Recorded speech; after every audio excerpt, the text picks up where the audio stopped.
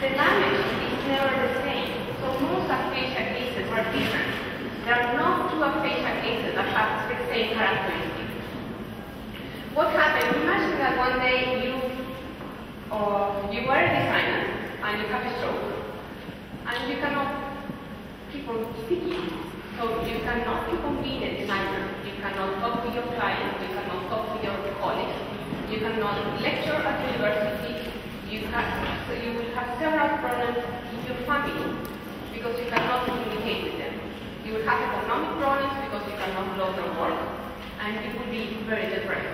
So that's how aphasia affects quality of life and daily communication. Susan Parr, she's a British speech therapist. She said, aphasia makes it difficult not just to communicate with family and friends, but to continue with work and education, to find sufficient money, to pursue interests and maintain lifestyles, to sustain relationships, to access information, and for me that is very important, and to understand and negotiate rights and responsibilities. The speech therapist assists the person to identify language and communication problems. That information allows the therapist to create a rehabilitation plan. Now, if the information the therapist collected is not the right one, the rehabilitation plan is not good. And if the rehabilitation plan is not good, that person cannot integrate again in society. I see the assessment of aphasia as a cooperative activity where the speech therapist and the patient with aphasia work in a partnership, and where the ultimate goal of the speech therapist is to help the person with aphasia to learn to live with this disability. These are the aphasia therapists use tools, and these are the tools. So, hello. These are tools to assess sentence comprehension. My case is actually focused on word comprehension. The main problem is motivation. Imagine you have had a stroke and someone shows you this.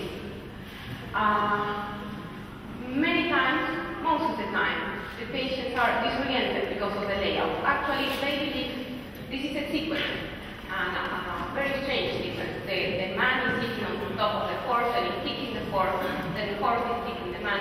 They don't understand. They get even more confused when they see A, B, C, and D. It's a British assessment, the one that's on your right. So motivation, why motivation is important? Because motivation is essential to sustain attention, and people with aphasia have attention deficits. Another problem is that when they get confused, for example, confused by the layout of the material, they believe they have a problem and they feel competent. Feeling competent is one of the things people with aphasia fear most, and that has to be avoided. So my goal is to improve word picture matching material to assess word comprehension. Word picture matching is an activity where the person has, as we'll show you, there are several layouts currently in use. So the task of the patient is to read the word and match the picture that corresponds to that word. One problem is why there are more than one image. The speech therapy needs distractors, and those distractors correspond to the language or to some language models. There are different language models depending on the authors, as tests are created based on those models. So a distractor will be, for example, there is a correct word, let us say fair, and the distractor will be a phonological word here, a semantic related word, orange, and a word that is not related, like bike. So that's the reason why there are usually 4 pictures, as you can see, but there is one test that does not follow. And it's the read comprehension battery for aphasia, the one that is with the asterisk. And keep that in mind, I'm going to talk about that later. These are the Italian versions, not better, very similar. Actually, the test that says farfalla is a German test trying to translate it into in Italian, and usually these two, the after test. Several problems here. Image ambiguity, the material is Chinese, and that affects comprehension. But one of the main problems is a lack of relevance for picography in the words. Like farfalla is butterfly. Who cares? Another problem is that the pictures that are selected by neuropsychologists are not easy to represent in an image without the image being ambiguous. Like the word vetro is glass pane, but as you see in the image, it shows a window. So again, there are more possibilities for the patient to get confused. My study actually looks at what type of layout facilitates word picture matching for picography. What type of activity is most engaging to match a word and a picture, pointing, placing a label, or matching cards. What type of task is most engaging for picography, and what type of visualization is most appealing. Despite the fact that most assessment tasks use visual materials, their impact on the material of the responses to picography is misinterpreted or underestimated. The material must be designed taking into consideration the cognitive demands. So my study, or this study, uses two cognitive theories to inform design decisions. The cognitive theory of multimedia learning and frame theory. If the layout of the material is confusing, or the material contains information that is not relevant to achieve the goal, the cognitive capacity of the person is overloaded. Mayer called this extraneous cognitive overload. And he proposes some principles to reduce this extraneous overload. Three principles are coherence principle. This is to eliminate all the material that is not necessary. Signaling principles, to place cues that are going to guide attention. And spatial contiguity, to place images and pictures that are related closer so that their integration is easier. Now, recognizing an object requires knowledge, personal, syntactic, and semantic knowledge. Knowledge, as you know, is organized in a schema, basic structure based on our own experience. Minsky proposes that knowledge is structured into frames. A frame will use or facilitates the understanding of context and events. For example, Minsky supposed that there are certain things that are in the kitchen that we already know. There are certain objects that we expect to find in the kitchen.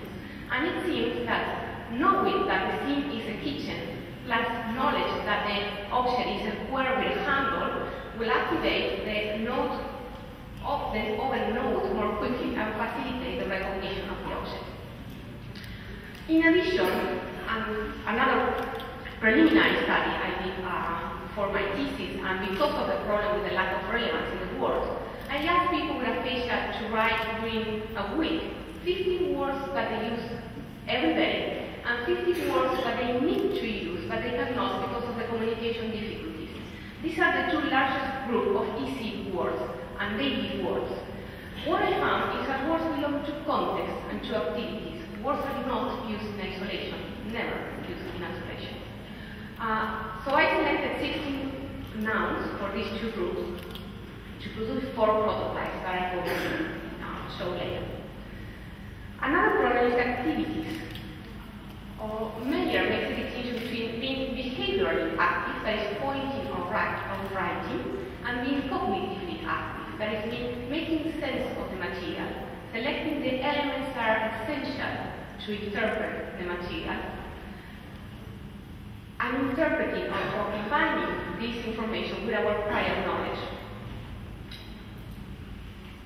Being cognitively active is, so the patient must be able to do this, to select the information, only the information that is relevant to the goal of the task, to integrate this information with prior knowledge, and to create a mental model. Now, the visualization, as Noel has shown that the visualization can facilitate or interfere with the interpretation of the information. And this can mainly facilitate or interfere with the creation of the task-appropriate mental model. They said that pictures facilitate learning only if the subject matter is visualized in a task-appropriate way. If good readers receive the text with pictures, visualized in a task inappropriate way, then these pictures may interfere with the construction of a task-appropriate mental model. My style is qualitative and quantitative. It combines the two approaches. So I designed 4 prototypes, as I mentioned, using the 16 nouns. And I used this prototype with 6 people with aphasia and 2 people without aphasia. I'm not reporting the results of people without aphasia. Those they were very valuable. To facilitate the use of the prototypes, each of them has a name. So the radial, because there is a radial layout. 2 columns, because obviously there are 2 column areas. Context, because it's a one that uses frame theory and shows the context. And cards, because there are actually matching cards. How are the major theories applied? The first decision, because we are assessing reading and not picture comprehension, was to show 4 words instead of 4 images. This, I suppose, will also reduce image ambiguity, that is a problem that causes confusion. Another decision was to use cues, like for example the 2-column layout have 2 clear visual areas that facilitate or guide attention. The context prototype has the objects that are relevant to color, uses natural color to facilitate the recognition of objects, and places arrows again to inform the patient which are the relevant objects in the kitchen. Framing is used in the context prototype. Regarding the image criteria, the 6 pictures that belong to the 16 nouns are depicted from familiar objects that are in contemporary use and using canonical perspectives, that is a perspective that provides most information. I mentioned that I use it with 6 participants. This is the information about the participants. Their age goes from 39 to 82, and you have the aphasia severity depending on the aphasia therapist judgment. All of the participants have Italian as their first language. I note. So the procedure. The meetings were held individually at the hospital or the Department of Neurology in the Hospital Padua. The evaluation or the use of the prototype was done by the speech therapist. She can recognize when the patient is having problems. I don't have their expertise. And I was observing and taking notes. The whole procedure has 10 steps. To avoid the memorization of the 16 nouns, I did other tasks in the middle, like a typography study and an informed consent study.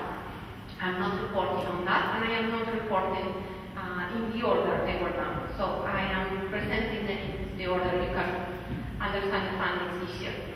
The evaluation of layout, looking at layout. So the prototype was placed in front of the participant, and the participant was instructed, please look at the elements in the page and match the picture that corresponds to the word. So match the word that corresponds to the picture. The same for the 2-column areas prototype. I also did a visual acuity test using a algorithm. People with aphasia many times have visual deficits, and the lack of identification in this deficit would lead to invalid data. So I did. If these patients didn't have or were able to identify the gap in the smallest landmark. The evaluation of the activity and the type of visualization, again, I place a prototype in front of the participant, facing the participant, and the speech therapy inform the patient. There is an image with context, with elements, and I'm going to give you labels with words. Please put the label to the image that corresponds to the word. Again, pointing activity instead of the layout, and the same with the matching cards. There were 2 rows, the one with words, the other with image, and the participant was instructed match the word that corresponds to the image. I also did, as you saw at the beginning, I asked participants which activity was most engaging and which visualization was most appealing. they are never asked that, and I think you should use material they like. I did this using a rating scale. So I measured the time in seconds to match the 16 words, and I did audio recordings that they were very useful, and as I mentioned, I was taking notes. How I did the analysis of the data, I put all the time of the 16 nouns and I added up and I divided by 16, so I have the average time it took for each participant to match the words using the different prototypes. Regarding layouts, the findings are that it takes more time to do word picture matching using the radial prototype. Only one patient made errors, and actually this participant made more errors using the radial prototype also than the 2 columns prototype. The audio recordings were very useful, and I identified that every time they turned the page when the participants were reading the radial prototype, the reading path changes from page to page. And I was surprised, but I found that some other researchers found something similar.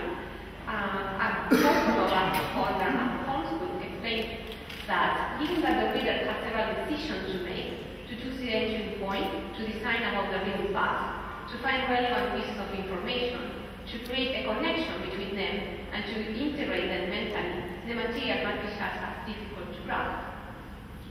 So I found these difficulties with the radial prototype because the 6 participants were reading aloud, although they were not instructed to read aloud.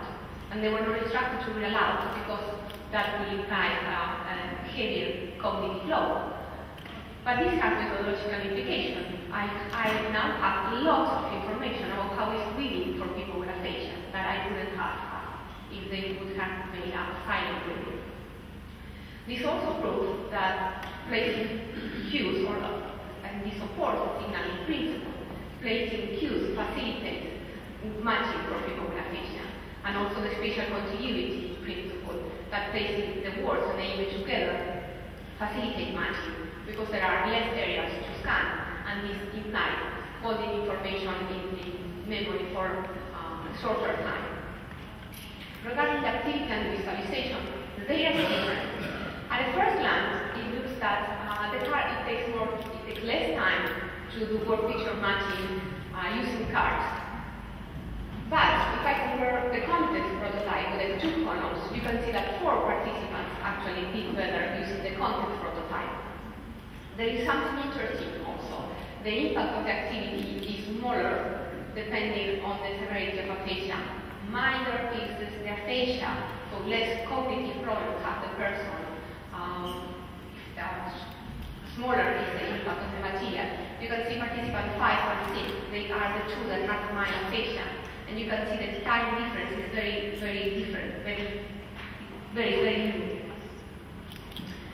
Now again, note-taking and recordings were extremely useful. There were 2 participants that took long time, finding the gas burner using the context prototype. And 1 participant with gas burner, we place it here above the oven, and voila, the gas burner were not on top of the oven. And it was a big mistake, I think. That proves that in this prior knowledge and experience with the object is very important. But also proves that finding the object, or in this case, this type of word picture matching, requires searching abilities. It's a searching strategy. And that's very important. I'm going to talk about again later in the discussion. So showing the context facilitates the recognition of objects, adding information such as where in the kitchen you can find the object, what color it is, how you use it. Another participant was looking for the fruit. He said, I have seen it before. And this shows that showing the information in the context, and in this case using color, facilitates recall to emphasize information. I mentioned that at the beginning of therapy, these structured words, the words that are phonological, semantical, and related, to identify where exactly the breakdown is in the language system. Now, the radal and the two-color prototypes, you have 16 target words, but indeed you have to read 64 words.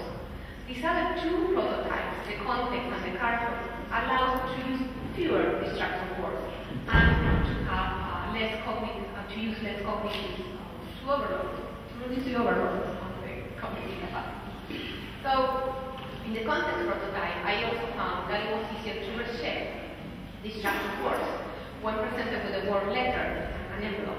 Our participants say, no, this is of no use to me.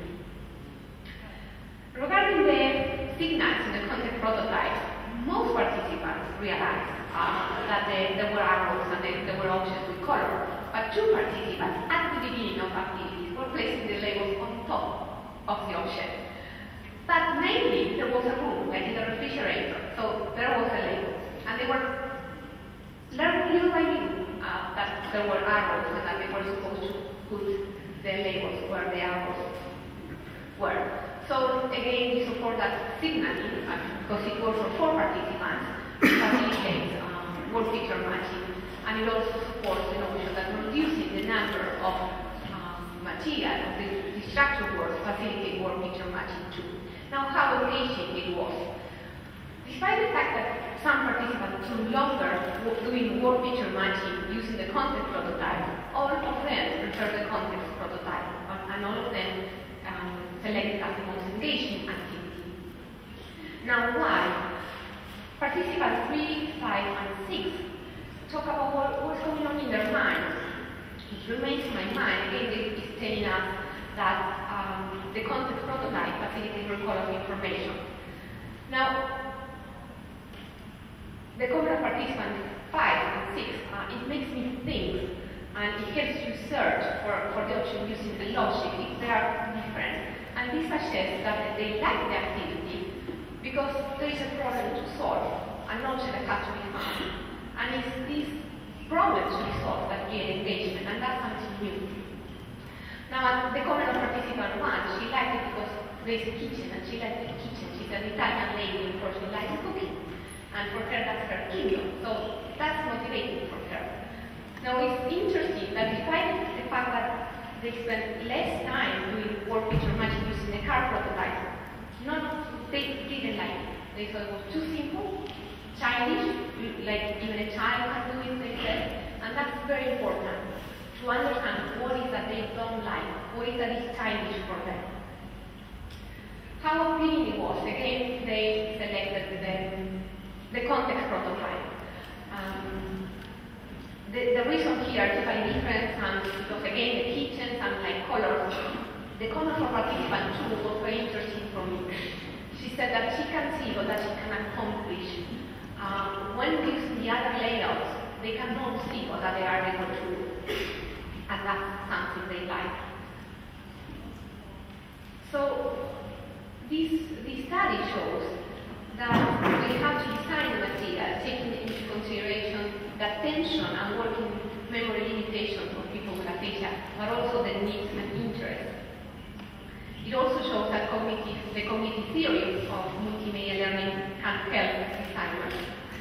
Attention can be guided using signals such as the two-color areas, providing good contrast between the object and the backgrounds, using natural color for relevant information and arrows for relevant objects. Working memory limitation can be reduced using a task-appropriate layout.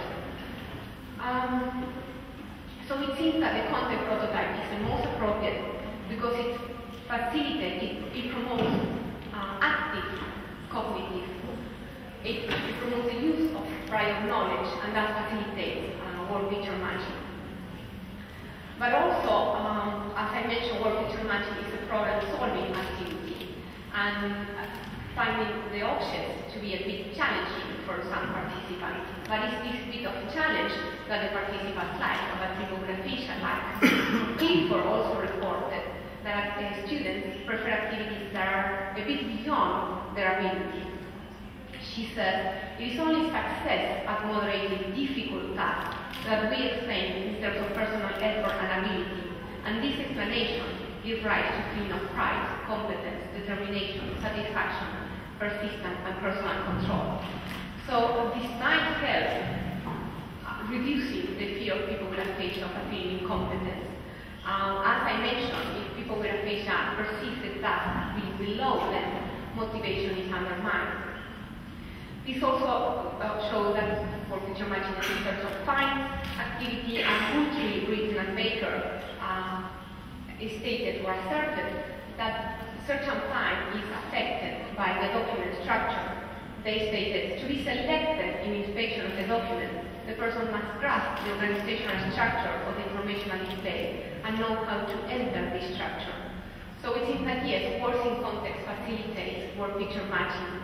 Perhaps showing daily context like a kitchen, the bedroom, the bathroom, makes the material more connected to people with aphasia life, more purposeful. As being an outcome suggested, engagement involves making people feel more connected and equipped for everyday life. Limitations. This is a preliminary study, so the study has need further observations. With more patients, more people with aphasia, using difficult words, I only use easy words. Using different contexts, I use the kitchen. Most difficult words belong to living with aphasia and to the context of the hospital, and that's actually used. So what type of layouts facilitate word picture matching for people with aphasia? Two columns layout is better than a radial. What type of activity? Placing labels seem to be better. Placing labels using a context is more appropriate. What type of task is most engaging? Again, placing labels using a context. It seems that to be engaging, the activity must have some moderate challenge, must show a topic, and they must not be childish or too simple. What type of visualization? Again, the context prototype. Implications. It seems that the material for word picture matching should contain words that are meaningful so that people can connect these words to their everyday life. Present image at a level of details that is appropriate for people with aphasia. Objects that are real, familiar, and contemporary. Drawings that are representative of people with aphasia mental idea about these objects. Present words and pictures in a manner that reduces unnecessary cognitive processes, taking into consideration working memory limitation. Present scenes that are familiar and making searching the object intuitive but limiting the use of prior knowledge. And use activities again that present some challenge and promote engagement.